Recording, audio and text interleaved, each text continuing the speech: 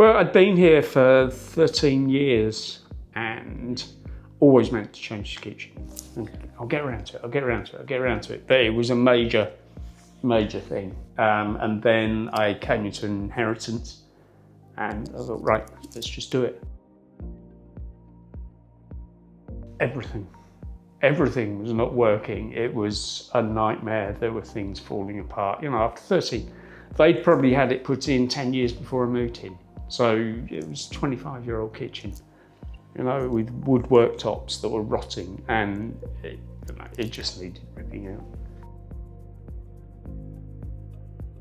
Exactly what I have achieved, I think, which is it being sleek, easy to manage, and having uncluttered finish. Yeah.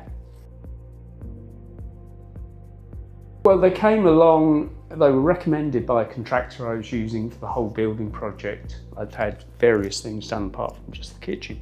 And it made sense to use the same people. And then in talking to Pete, I sort of got inspired by his sort of attention to detail more than anything when just talking to him.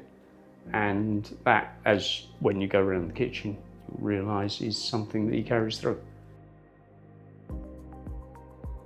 I did, well, over the years, not for that particular project, but over the years. So I knew roughly what I was going to be looking at.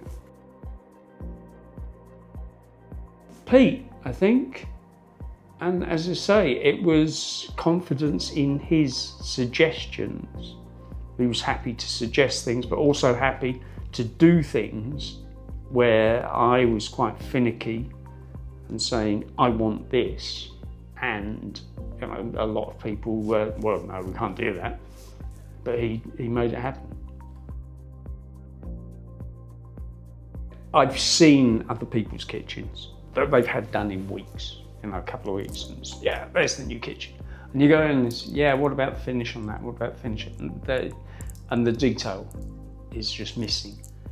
And they're gonna have people back to finish bits here and there for months and months and months. Whereas with Pete, it came along. He was realistic about the time period, about the time frame, and how much I'd have to wait. But he got the job. I've sort of got used to it now. I'm sort of taking it.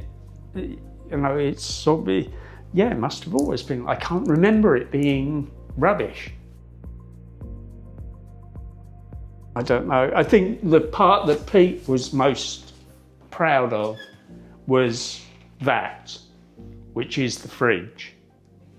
And he built every single piece of this in order to fit it under the stair, under the thing.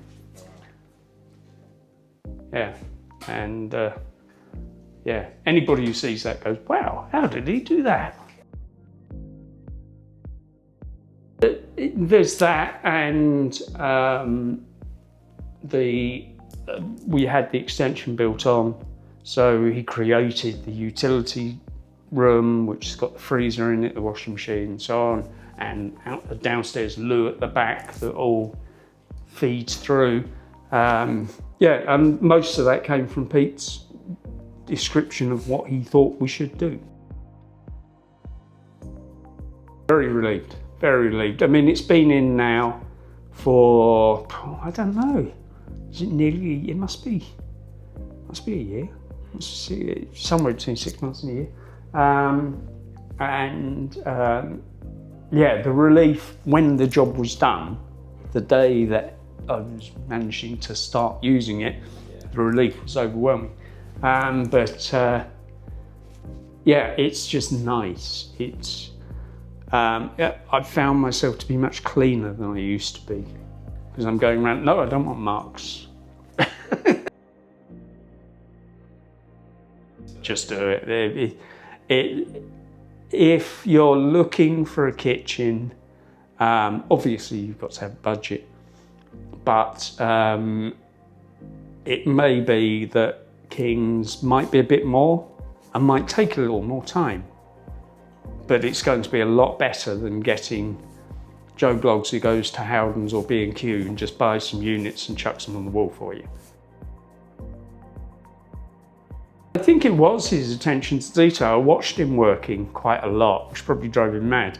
And it's very, very, very finicky, to the millimetre, which he has to be. But watching that attention to detail is quite incredible.